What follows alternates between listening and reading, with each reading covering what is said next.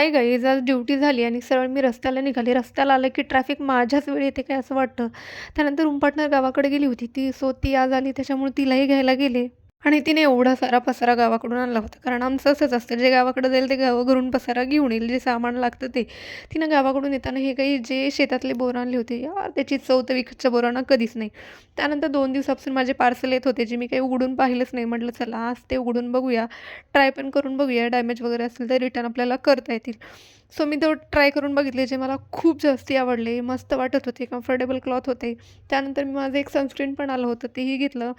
कपडे वॉश करून घेतले. म्हटलं उद्या तर काही पेपर आहे, उद्या तर काही होणार नाही. म्हणून म्हटलं चला आजच संध्याकाळला वॉश केले. त्यानंतर मस्त असा रताळ्याचा चाट बनवून खाल्ला, जे एकच नंबर लागते खायला. नंतर गेली मी माझे हॉल तिकीट काढायला.